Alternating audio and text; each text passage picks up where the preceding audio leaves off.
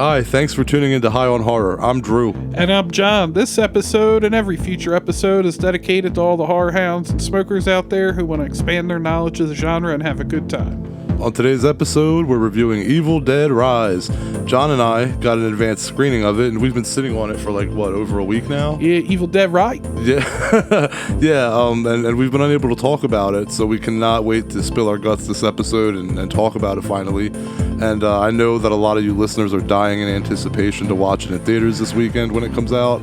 So we're going to start this episode off like we usually do and give you a spoiler-free review, and then after giving you a fair warning, we'll get into some of the gory details. Also, listen for the keyword. There will be a keyword this episode that will win one lucky person a free Evil Dead Rise mini poster that was given out at the advanced screening. The password is nipple. That's not the password. You have to listen later. All that and more today on High on Horror. Interviews, reviews, and the latest news all rolled into one.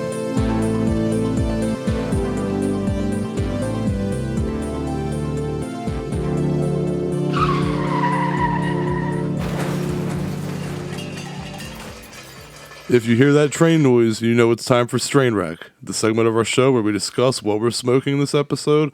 And to start us off on the right foot, it's always the best segment to start with. I do want to say, I forgot to mention this, Renfield was supposed to be our episode this week, but due to seeing the Evil Dead Rise early, we wanted to get this episode out as early as we could, so Renfield will be next week. And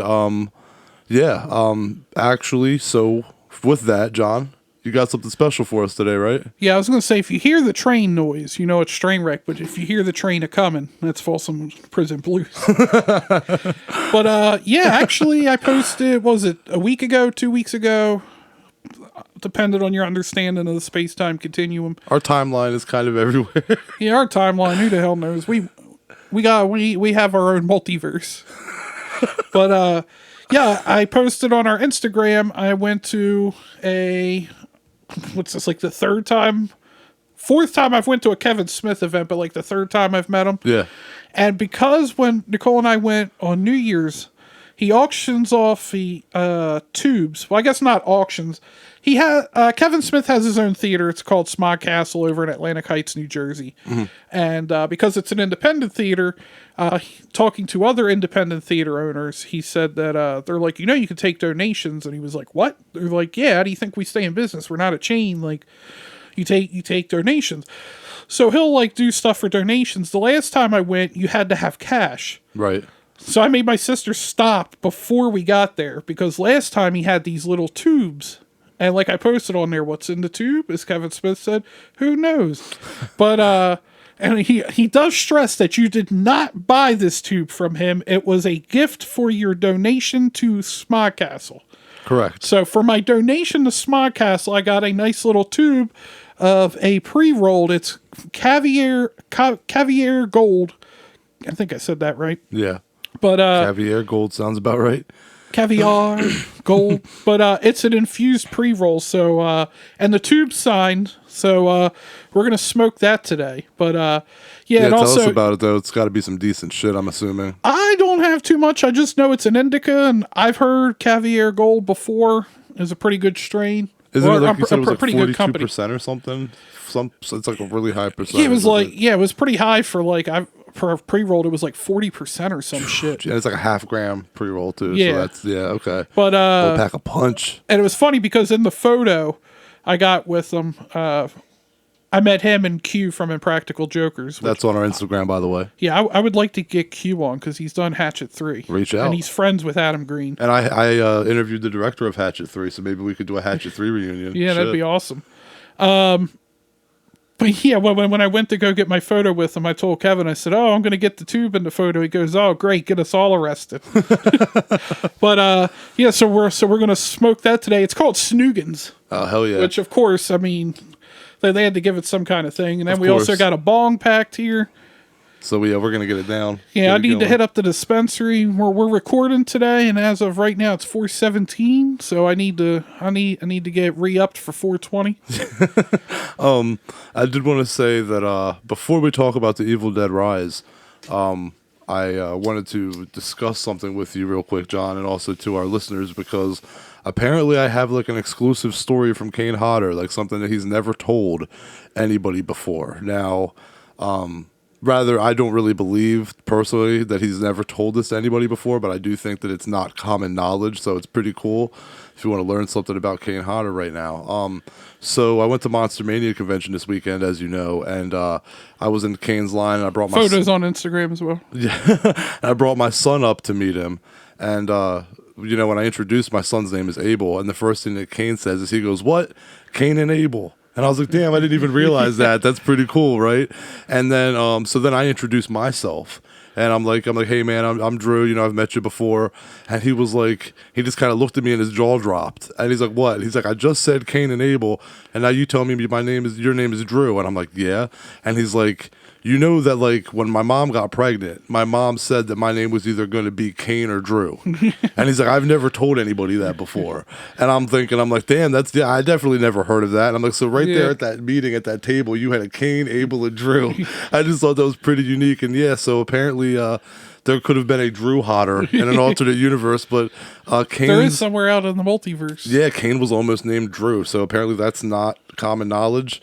I don't know if that's really important knowledge, but it's pretty cool. It's still a knowledge nugget. Yeah, it's pretty cool to know that and to have experienced that, But yeah, man, you have some pretty funny experience with Kane as well, right? I was going to say, Kane called the guy you said dressed as Freddy in your line a Kitty Diddler. Oh, yeah. The guy next to me was dressed as Freddy Krueger, and Kane's talking to my son, and he's like, why do you like Jason? And my son was like, because Jason doesn't kill kids. And Kane's like, that's right. And then he looks at the Freddy cosplayer next to me and goes, I'm like, this pedophile and then stops himself from finishing the sentence, and everybody started laughing. Yeah, when I went, him and CJ Graham were next to each other. And if you've listened to this show, part 6 is my favorite. Yeah. So I met Kane first because I figured he would have more people on his line. So I went to his line. I was second in line. Then I was like, okay, I want to go meet CJ Graham because part 6. So I'm telling CJ Graham, I'm like, yeah, I love part 6. Like, me and my dad watched it a lot when I was a kid. He had it recorded on a VHS. I said, everybody can say anything. Part 6 is my absolute favorite in the series. And he goes, why don't you say that a little louder so other people can hear you? Because, Kane is not even, 10 feet from us to my left. So I just kind of lean over a little bit, and I'm like, yeah, I think Friday the 13th part 6 is the best in the series. Kane signing somebody's autograph. He just looks up, he just moves his head and just looks up at me and goes, you're a fucking idiot. And then goes back to signing the person's thing. And CJ Graham's like, Kane, there's literally a kid right in front of you. And he looks at the kid and goes, oh man, I'm sorry. You're a big dum-dum. And went back to autographing the kid's stuff. That's hilarious. Yeah, apparently him and CJ Graham have this sarcastic beef. It's not serious or nothing, but they're always fucking with each other. And actually the dude in front of me had a Jason Lives tattoo, and he showed it to Kane. He's like, here's my Jason tattoo. And Kane goes, why would you show that to me? That's disrespectful. A fucking one-timer? You get a tattoo of a one-timer? So I was like, damn. A one-timer, but one of the best. Well, most of the Jasons are pretty much one-timers, but...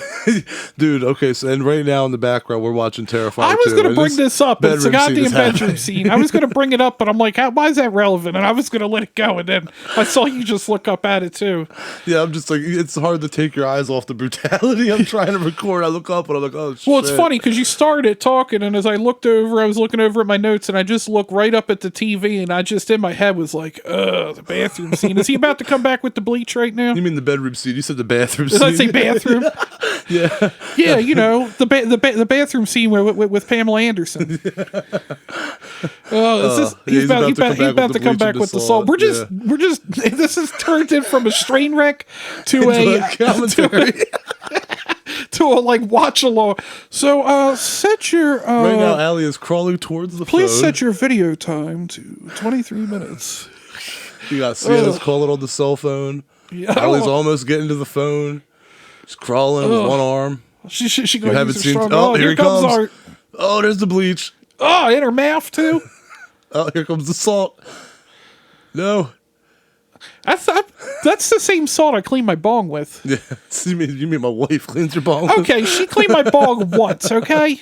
Oh, there it is. Yeah, the salt. Here he goes, rubbing it in the. Spoilers for any of you who haven't seen Terrifier 2. Yeah, just random spoilers. But this part right here, when he pulls half of her face off, I always forget about that part. That is like probably the most fucked up part. Anyway, Our mother just chilling, watching Night of the Living Dead.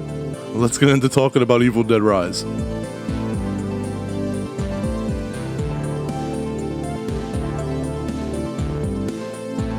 Yeah, this is the part where like she's about to see the pale girl in a second.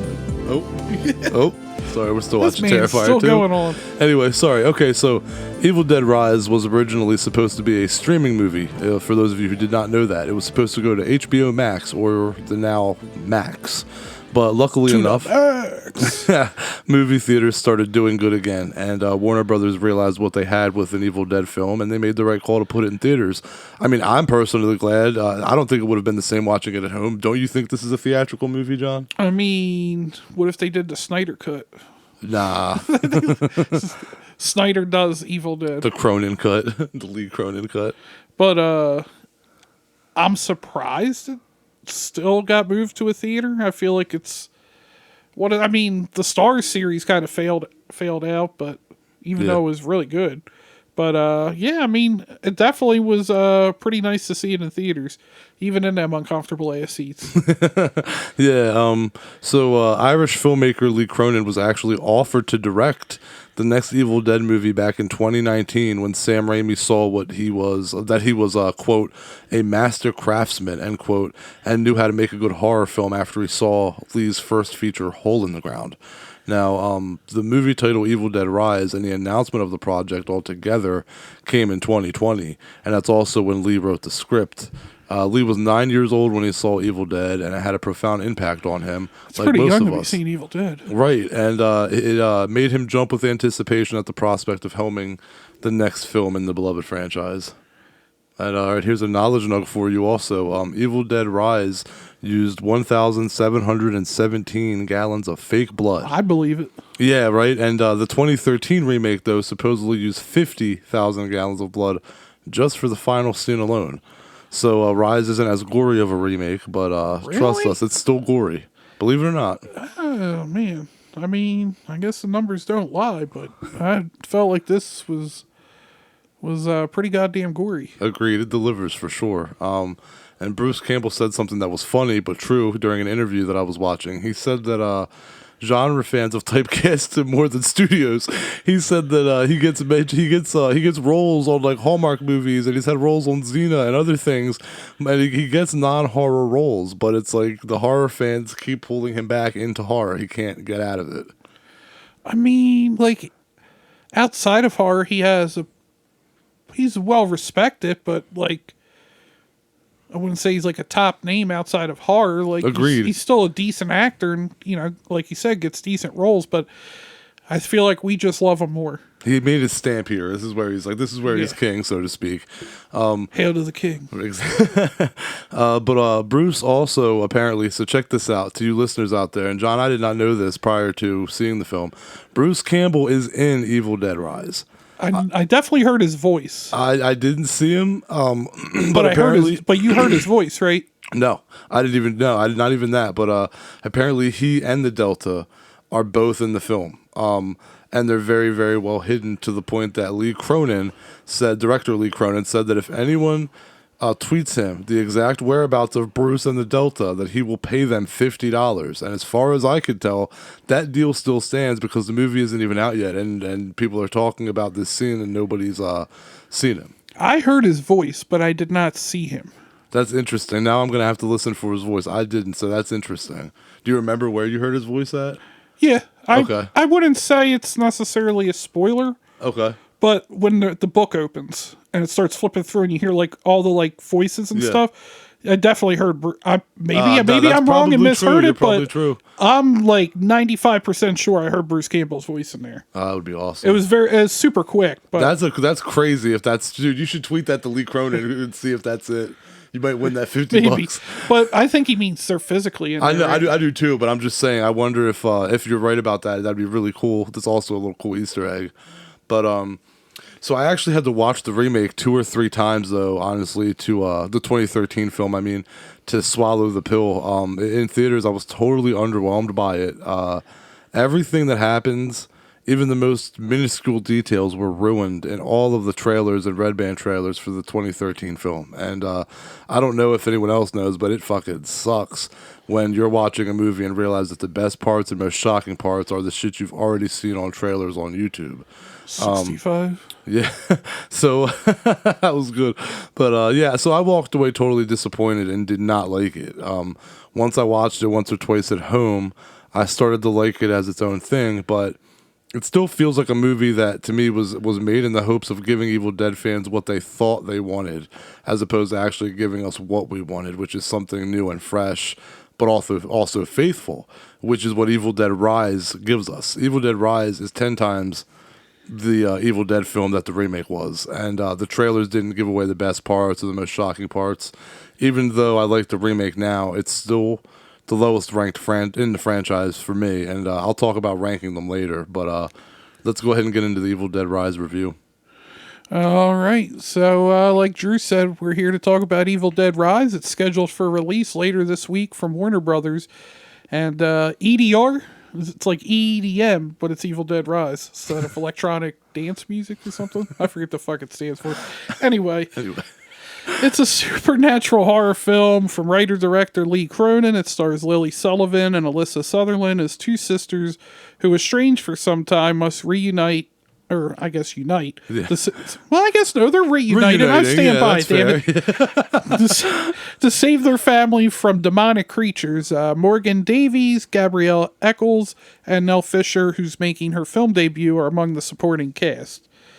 And plans for a sequel to Evil Dead from 2013, Army of Darkness from 92, and the fourth season of Ash vs. Evil Dead had previously been scrapped.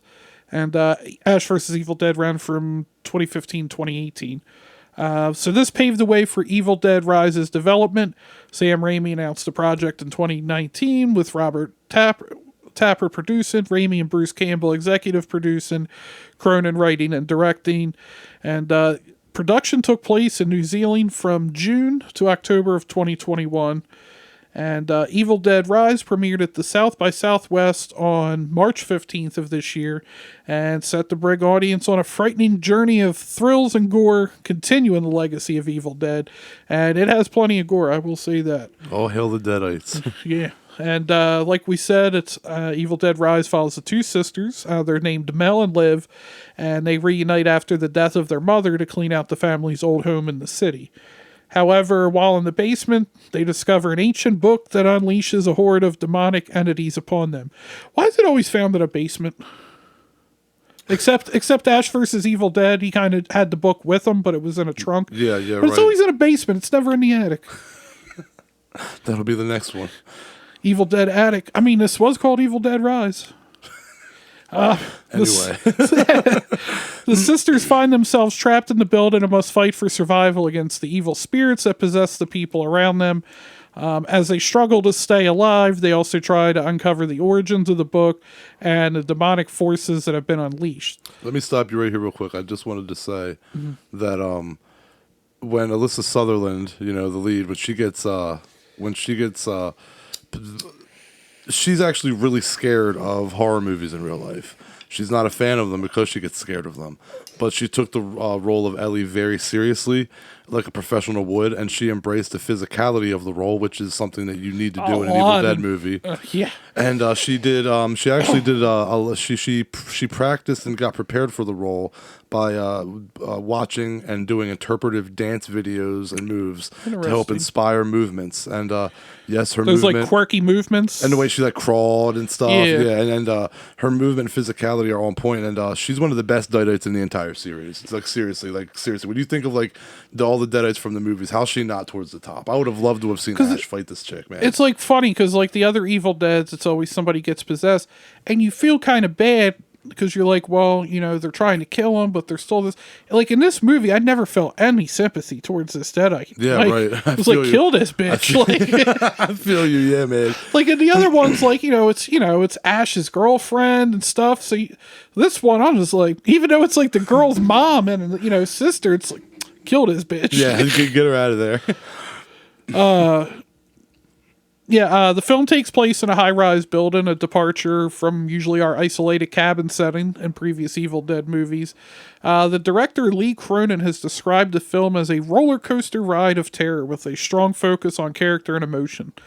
I feel like that's true of a lot of Evil Deads. They're very much character. They're still the horror, the kills, the gore, but they're still at the end very character-driven, which I think's we've talked about this before. That's where you get the long-lasting legacy horror movies, is you have ones that you care about the characters. Very true. As opposed to, like, I know we brought him up already, Kane Hodder, Jason's Friday the 13th Part 7, The New Blood. Like, whatever. Like, it's a cool movie to watch, but do I really care about the characters? No. No. Even though that girl's, like, basically killed her dad when she was a kid, still don't care. Like, Yeah. but, she totally carried her dad. I was going to say, before we get into spoilers, like, I feel like that's really all you need to know about the film. Like, if you've seen the previous installments in the series, you kind of know what to expect. It's just, you don't have Ash, it's a new location, but it's still the Evil Dead formula. And the Necronomicons never felt more realistic than in this film, in my opinion. Like, the Necronomicons always had some character to it, but, like, this thing had teeth on it and shit. Yeah, like, man, it was mean. It was a pretty badass one. Yeah. I was wondering how much I was going to like the film. It's funny, we talked about trailers, and I've been honey-dicked by too many trailers here lately. Like I said, 65, a big example. Like, Yeah. man, like, they literally did give away. I still like 65, but they literally did give away all the good scenes, the plot, and all the best parts of 65 were in the trailer. Agreed. Even the poster Yeah. shows like the best part of the movie. Yeah, that poster's badass. It I'd is like to badass. have. Also, I think changing locations was another concern of mine going in as well. And I wonder, part of me's wondered if it had anything to do with the Child's Play remake. How they switched that to like a high rise type. Totally, I can see that. But yeah, you're I don't know. traumatized. But yeah, like I said, I had my reservations going in, but I loved it, and I think it's better than the 2013 remake as well. It was a solid film. It kept the legacy of the previous films, but made it its own distinct chapter in the series. I was going back and forth. It's funny. My final score is an 8.2 out of 10. I kept going back and forth between that and like 7.8. And I don't know how many times I typed this out and changed it. And I was like, I like it. And I'm like, did I like it that much? And I'm like, well, if I say I like it this much, which I do, then that's what you want to rate. It's got to be an 8.2. And then I'm like, but 8.2 is pretty high. And like, I literally kept like talking myself back to each one, but I was like, fuck it. Like, I reread my review, and that's what made me. I'm like, okay, yeah, 8.2 makes sense. Well, actually, I want to say something before I get into my my little review, but I just wanted to say I wanted to point out something that I learned. Apparently, this movie, the way that it ties into the Bruce Campbell timeline and the 2013 reboot timeline, is they mention in this movie that there's 3 books. So it's like that would be this book in this movie, Evil Dead Rise, the book in the Ash series, and then the book in the remake. So they kind of made it so like that shit still happened. This stuff is just happening at like a different part in the world, like where the 3rd book turned up. Kind of interesting. Are we gonna get them all together? Yeah, we're gonna get like we're gonna get like an Avengers fucking Infinity War's gonna be like Evil Dead Infinity War. It's just Ash versus like 10 Doctor movies Strange worth and of the Deadites. Multiverse of Madness. Yeah, right. It was a Raimi film. Fuck it, we'll get Dr. Cumberbatch. He'll come in as Doctor Strange. I'm sure Disney will approve all of this. Bruce will be good. Ash will be good with Doctor Strange's help. Yeah. Doctor Strange will just send them evil fuckers back. Oh, he'd be so annoyed. We end up with Army of Darkness 2, which we never got. They'll go back in time. Dude. Oh my god, we should do this. Dude, you can't tell me Doctor Strange isn't going to want to beat the shit out of Ash by the end of that film. At some point. He's going to do them shits where we're like he does the spell to shut you up. Yep. Yeah. He's just be like he's gonna have enough of Ash pretty quick. Pretty quick. Ash is gonna be dumb as shit and bossy. But okay, talking about Evil Dead Rise. Okay, so here's my opinion. The movie honestly, it exceeded my expectations. I was really worried that it wasn't going to be good, and it delivered everywhere that I was looking for it to. Like when I go to see a horror movie, this is what I wanted. This is what I want. This is a true horror movie, and it is dead serious. It's dark, it's original, it's brutal and gross, and it's exactly what an Evil Dead film should be, right? I mean, the direction and the camera angles are fucking crisp and smooth. They tell the story brilliantly. The cinematography by Dave Garbett, who actually worked on the show Ash vs. Evil Dead, by the way, is stellar. The music by Stephen McKeon is wonderful, and everyone involved, in my opinion, really showed up to make Evil Dead Rise an intense experience and a really good scary movie. And it is scary and creepy. Would you say it's a little creepy, John? Yeah, there's definitely some creepy spots. I'd be interested also to wonder if any of them got sick, because I've watched stuff with Bruce Campbell, and he's talked about how, like, Evil Dead fans want the gore. Like, Yeah.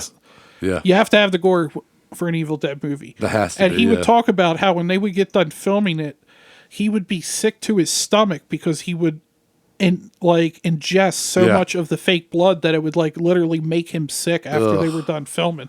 So I wonder if this was a problem, because like it's like every Evil Dead movie, you're always just like yelling like, close your fucking mouth. Like, Why are you letting this motherfucker puke in your mouth for 20 seconds? Stop. it's just like blood spurting or it's like, close your mouth. Turn your head, goddammit. Let him bleed. Let him spit in your fucking ear. Jesus. Spit in your ear. That's a whole new kink. It's a little better, but it still sucks. but anyway, but the cherry on top of Evil Dead Rise is the performances. I mean, everyone, especially like I said, Alyssa Sutherland is one of the most elite Deadites in the series, and Lily Sullivan, the sister, she carried the movie, and the performances of the children were grounded and well done. Nell Fisher, who played the little girl Cassie, she knocked it out of the park. She was one of my favorite characters, man. I love that little girl, and I don't have much to complain about. That's the thing. When I'm trying to review it, like you were talking about, I'm thinking like, what didn't I like about it? And honestly, I'm scratching my head trying to come up with things I didn't like. I was really pleased. I really was. As an Evil Dead fan, I think I was just pleased to see like a new Evil Dead movie actually get done right. And I haven't been able to stop smiling or talking about it since I saw it. So to me, I give it an 8.75 out of 10. It's near perfect for me. I love it. It's you Evil Dead fans are in for a real treat. You know, the ones of you who are going to go see it this weekend for I'm sure there'll be a couple. I saw it. It fucking sucked. Of course, yeah, there's going to be the elitists that any movie after 1987 sucks dick.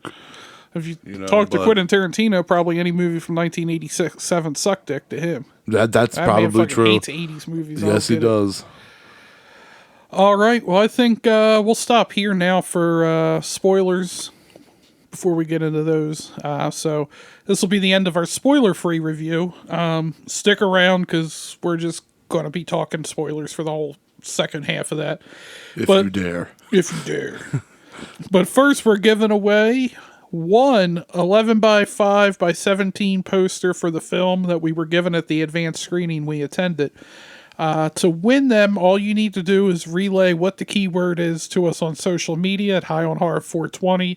You can even fucking email us if you want at HighOnHorror420@gmail.com. Maybe we'll read it, maybe we won't. We will. No, we will check our email, I promise. What else am I going to do at work? The first person that messages us, like I said, on social media or email with the keyword to get the poster, first come, first serve, as they say. So, Drew, what is the keyword?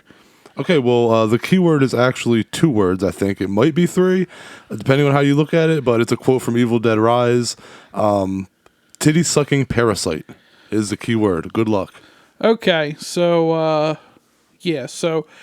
we will accept titty sucking with a hyphen between titty and sucking. Is titty sucking a hyphen word? I don't know. Do you hyphen a titty sucking?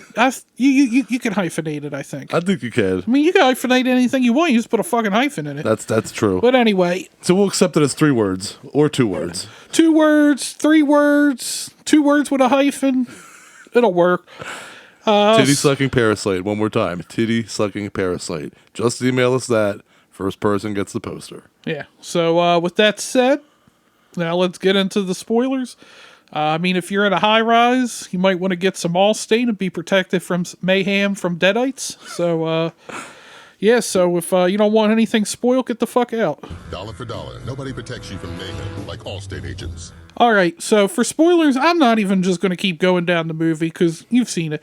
I just want to like talk about shit that happens. Yes. So we don't have to go through the plot. I already Let's just know talk you about probably are fiending to talk about the same exact thing I'm about to bring up. shit. Yeah, I know what if you're going to say. Yes. Go ahead, try to guess. The peephole scene. Yes, that's what I wanted to the talk best scene about in the immediately. fucking movie. Yes, dude, that is by far the best. It's just I like the shot, the perspective of you're just watching shit. You hear noises and just deadites running down past the fucking peephole to the other side, just fucking shit up. Yeah, I mean, and the thing is, you see that. Well, I clip, guess it's not deadites; it's a deadite. Well, that's the thing.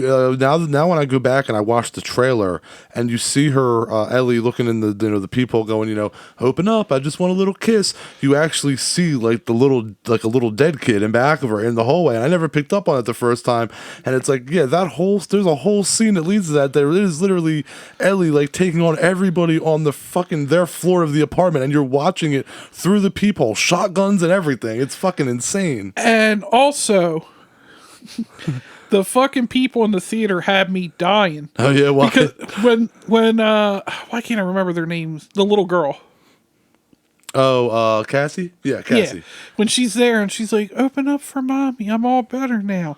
And everybody, you hear people audibly in the theater like, no, like this kid's gonna hear him. And she like, it's probably not as drawn out as it seems, but it's a little bit drawn out. Is she gonna open the door? And you just hear people just go, oh, like when she's going and starts to like turn the lock. Yeah. That shit had me dying. That's funny. Yeah, I didn't hear that actually, but you were closer to the. I was more in towards the wall. Yeah, dude, there was people through that whole scene. You would just, no. The cheese grater scene. Everybody went, at the same time. But going back to that peephole scene, what I wanted to say about that was that would have been a genius shot regardless of what kind of movie it was. But to utilize that during like the chaos of an Evil Dead movie while the tension meter is getting revved up, that was just an amazing idea, let alone shot. It's one of those shots that like obviously you agree, it sticks with you and like you keep obsessing over it, just thinking like, man, like that was just like real, like that was art. That's the best way I can put it. That was real art in an Evil Dead movie. And of course, the Deadite final boss at the end of the film. There's a final boss. Jesus Christ, there's a final boss. But anyway, back to what we were saying about the cheese grater, right? And all the other what else did we get was there reactions for? Because that cheese grater, I know one, but you go first. I was just going to say the cheese grater, also on our Instagram, we got candies that were supposed to be made of like the skin it gets grated with. I hope they taste better, but we don't know. We haven't tried them. We were supposed to try them out for this episode, but we're stoners. And John got too high and forgot. Yeah, I had too much other shit to grab. I only got one bag, or I'd try them right now, but I'm sorry, that's a souvenir. I'm not opening mine. I told Nicole, because I got two. To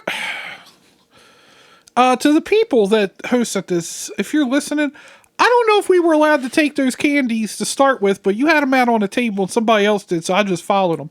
And then after the movie, they gave out more candy.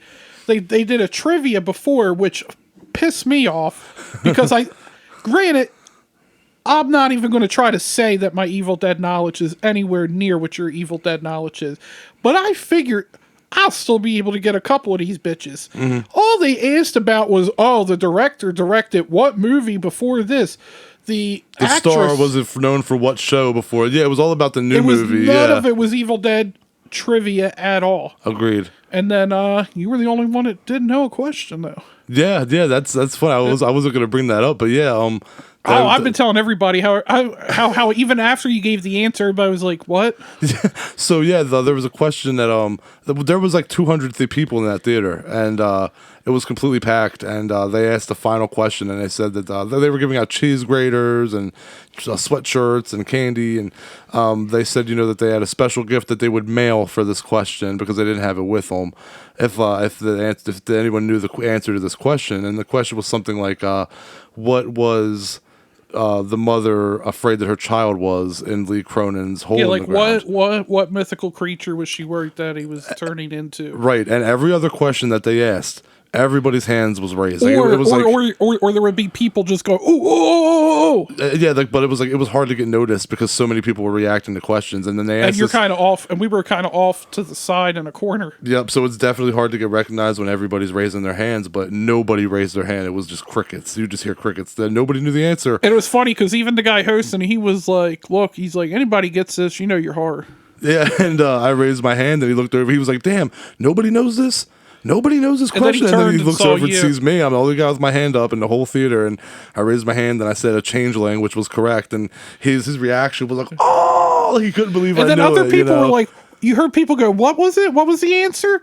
And the guy repeated, he was like, it was a changeling. And the people, what?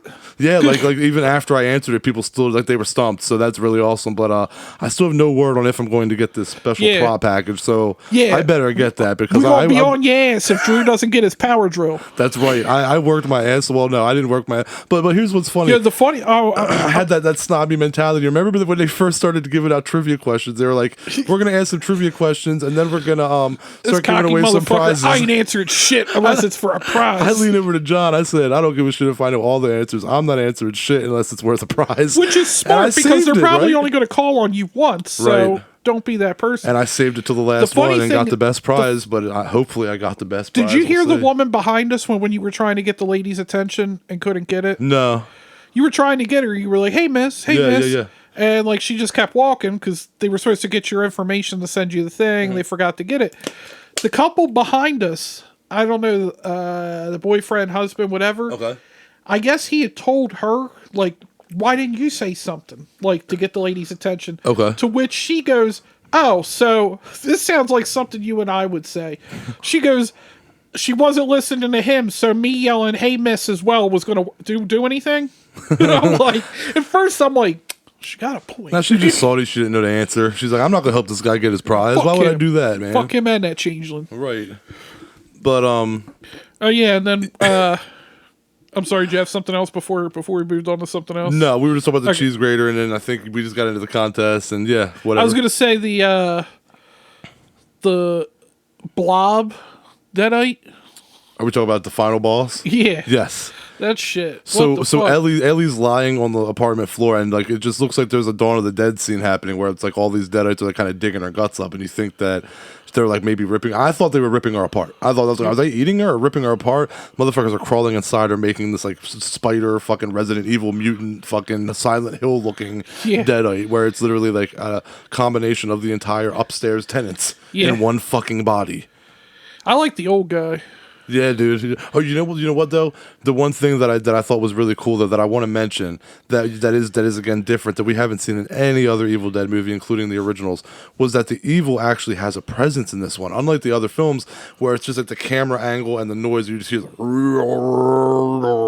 the camera's kind of doing that shifting shit where it's moving, and you know. But in this one, it doesn't just like do that and then all of a sudden zoom in on you and you're possessed. This time, like you hear the evil. When Ellie's trapped in the elevator, it's laughing at her, hissing at her, making noises. I didn't think about that. Bitch slapping her, ripping her earring out. Like this evil, like it roughs you up. It doesn't just like get into you. It fucking tells you, it beats the shit out of you, roughs you up, it victimizes Chris Browns you and then takes advantage and of then, and then it gets inside you. And then all the other thing that got me was when Ellie goes to talk to, I think it's Cassie.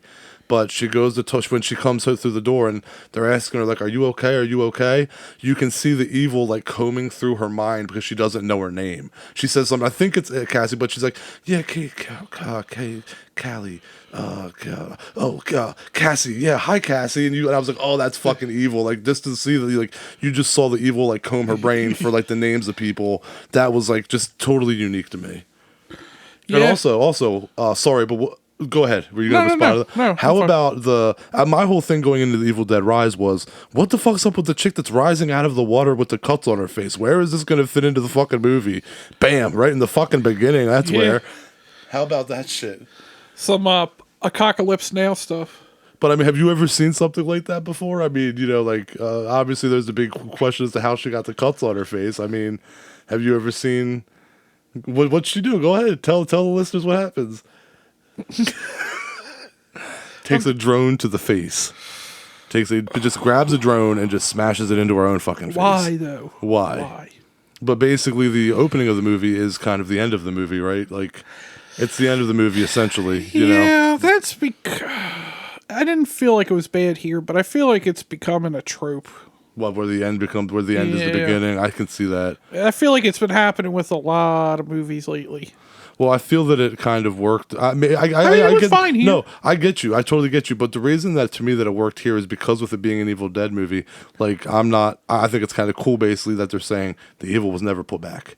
Basically, like there's total room for another movie because no one ever been so close to the book, so to speak. You know what I mean? So, and the book looked really good. I agree. And like you said earlier with the teeth, it's menacing looking. Like I wouldn't. And sure enough, like you're like, oh, this book looks creepy. A tooth that has teeth on it, it scratches you, you bleed on it, and then just opens by itself. And you're gonna go, oh yeah.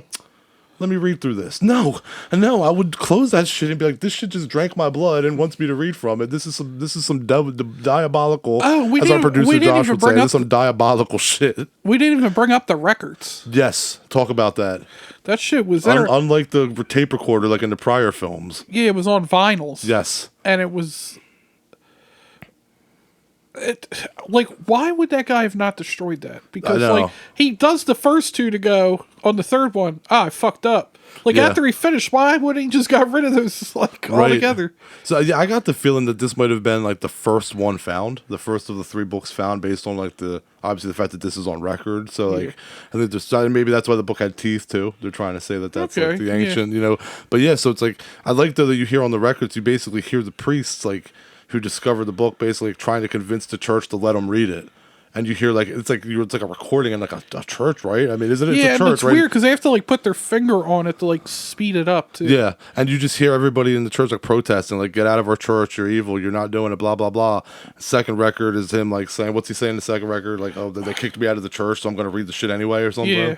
And then like I said, the third one is you should have listened to that second record or the first one. Yeah, that shit was fucking. Very cool way to like show the backstory of the book, though. Yeah, I don't know. Just like the book felt alive. It felt more. I felt a little more evil than it usually does. Like I felt it was actually kind of menacing. It's usually kind of more of like slapstick horror almost to me. Usually with the book, or even like in the 2013, when it kind of looked, or in the 2013 when it kind of looked stylish, where it looked like it had skin on it, but it was like, kind of cool looking. This just looked like mean. You know, you just knew like this is bad news. Yeah. Yeah, it's a solid entry. I can't really think off the top of my head anything else. I like how we did that. I like how we didn't try to go through the plot. We just talked about what we liked about it because it's hard sometimes to go through the plot a second time. Look, you've seen the movie. If you're listening to this, you either don't care or you have seen it too. So like, I feel like the majority is going to be people that have seen it because I feel like this is one of those movies that you don't want it spoiled for you. So yeah, there's a final boss. There's gore. There's the humor that's in the movie is very it's dark humor. It's not open humor. It's like it's very dark humor that horror fans would get, but some people who aren't horror fans would not probably laugh at some of the shit. But all right, so I guess with us nearing the end of the episode, let's rank the Evil Dead movies. I'll go first. You know, for me, Evil Dead 2 still reigns supreme at number 1, and then I'll go the original at number 2, and then I'm gonna say Evil Dead Rise at number 3. And now listen. I know people are fucking trying to turn this podcast off right now and like saying that's sacrilegious to put it before Army of Darkness, but Army of Darkness comes in 4th place in my ranking, and then they're remaking the 5th and last spot. I know a lot of you, like I said, think it's sacrilegious to put Army of Darkness after a newer Evil Dead film without Ash, and truth be told, no disrespect to Bruce and his brilliant performance in Army of Darkness, but that movie lost a step of what Evil Dead is. Yes, I enjoy it. Yes, it's funny. I love the character of Ash. I love the one-liners. I love the slapstick. But it's more of a Monty Python movie. It's not a gory, brutal chaos movie. Yeah, that it's not a nail-biting suspense movie that's brutal and it's not scary at all. And I've probably seen Army of Darkness the most out of all the Evil Dead films, so I'm not hating on it. I love that movie. But as a lifelong Evil Dead fan, I reckon the real recognizes real, and this new film is the superior Evil Dead film. When I think Evil Dead, I think gory mayhem, and Rise fits right there. So you were worried about pissing people off with your rankings. Oh, okay, here we go. Evil Dead 2, still the best.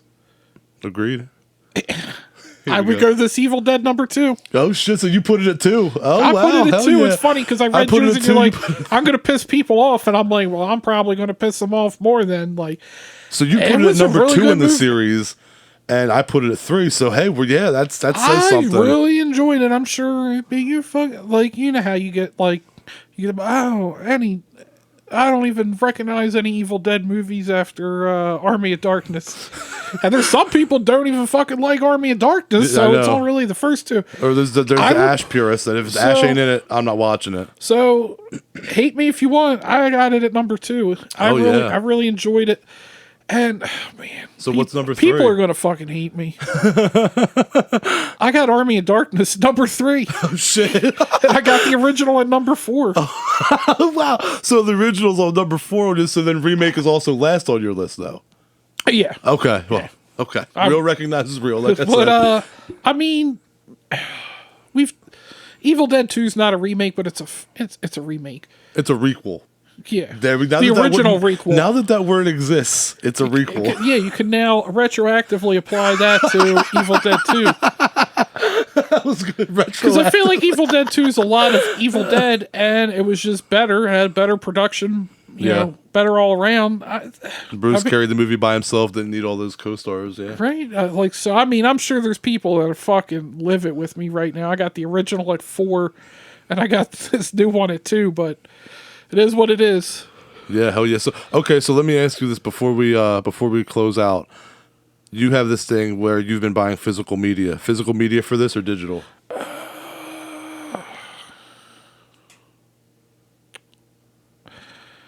That's kind of what determines like how much you like a movie to me is how you're willing to. Like you just bought that Lighthouse edition. Now, I know you don't like this as much as the Lighthouse. I know. But is it like steelbook worthy in your collection? See, the other problem is I also have to consider storage. Yeah, that's true. Yeah. So I also have to consider that too. But I mean,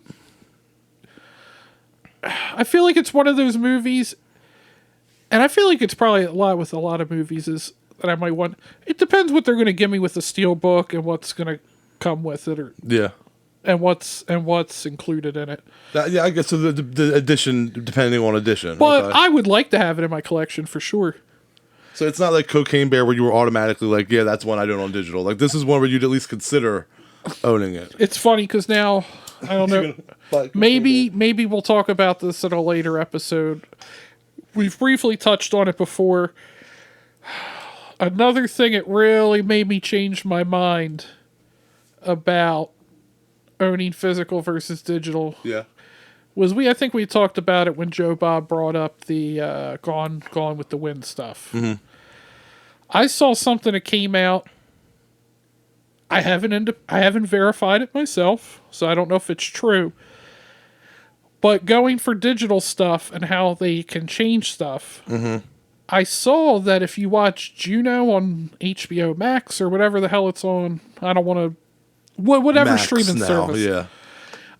If you watch Juno, they changed the title. They changed the credits because of Elliot Page. It says Elliot Page, not on like when you go to watch, like it tells you who's in it. When you actually watch the movie, the actual credits have been changed. So they're you see that they're editing movies now and just filtering it in as if that was like the original version. Yeah. And I'm not even like making this a statement on like trans people or anything. It's a statement on I now get how they can just go and edit anything now at this point. Yeah. So now I do. Not that I didn't see the point of physical media, but now I more see of like, like you can just go in and change movies. I mean, I guess fucking George Lucas has been doing that for a long time, but yeah, it's just it doesn't have anything to do with Elliot and Ellen Page. It's just. Oh wow! They really will go in and just change a movie. It's the one to preserve a movie in its original form through physical media, so that way you can watch it without any new tampering. It's a pretty important subject. I'm just throwing in to here some horror movie. Yeah, to some people though, like watching the original movie, like that's the movie you love. You don't want to watch an updated version. Like you want to watch the like people complain about Star Wars with the dance scene and stuff like that. You know, because that wasn't in the original. And if you watch some of them, you can see like Nicole had never watched Star Wars, and I told her about when we finally watched about like Lucas went back and tinkered a bunch, and I'm Yeah. like, you can look at scenes, and she even was like, would notice that I'm like, you could watch scenes, and because it's so much later, it's been added in, you can go, oh, I can totally tell they just added that in. Yeah. There's Absolutely. like when they're going to the cantina in New Hope, they added in stuff with stormtroopers and stuff to make it look like it's busier. But it's newer. You can tell. Yeah, and then like Return of the Jedi, you hear Jar Jar Binks in the celebration, like when they're going to all the different planets, you can hear Jar Jar Brinks. Jesus Christ. Jar Jar Binks. Jar Jar Binks. Dude, like, we's the free. And I'm like, God damn it. So, I think I was more mad that I learned that he survived all the way through Jedi. Yeah, no, I'm with you. I don't like tampering with movies. And actually, you know, I'm gonna say this on the podcast because I'm not gonna do it. I wouldn't do it. But just the thought, you know, crossed my mind that back in the day, people would bootleg things on VHS because of like video nasties and stuff. And it's like that's how word of mouth. That's how movies would get around. People would tape a copy of a tape, and then that second they'd have 7 days, right? And then that second-hand unit tape would get passed around and traded at shows and stuff like that.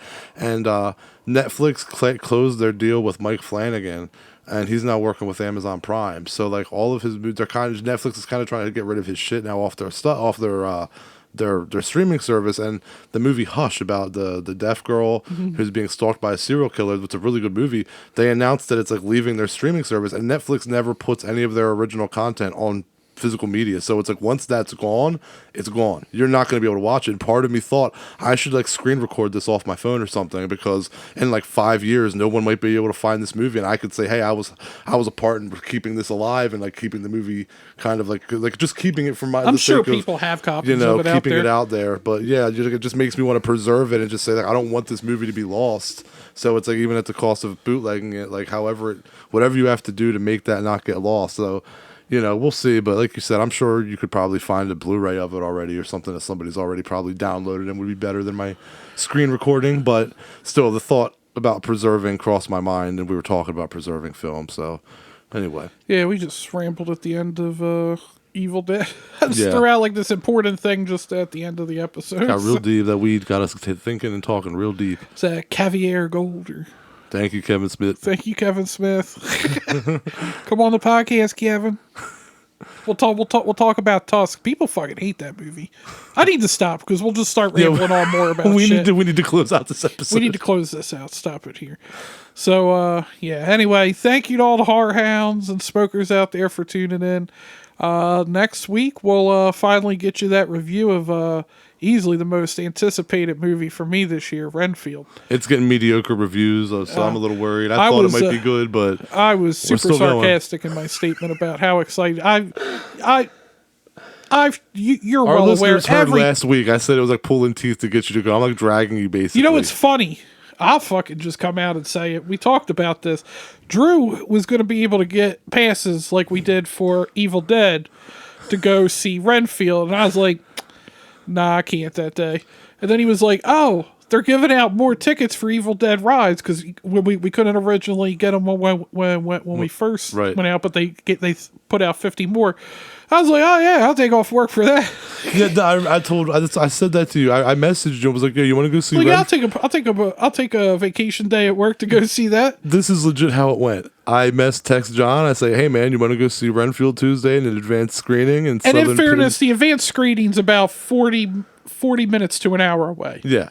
And John says, nah, I got work that day and I'm taking off a day the following week, so I can't go to see Renfield. So I was like, you bastard. I was like, I bet if it was tickets for Evil Dead Rise, you'd have done it. And he said, I would, LOL. Next day, I'm like, yo, John, there's passes available. He gets it, and we go. It's like, motherfucker, you could have done it. You just would not make Renfield a priority in your life. I have not, since the first trailer. You got me to watch fucking Willy's Wonderland. I liked it, but why are you not going to let me make you watch a Nick Cage movie? But it's not really a Nick Cage movie. I guess. I mean, it's a I'm Nicholas sure he's Hoult movie. He's not. He's one of the main cast, but he's not the main character.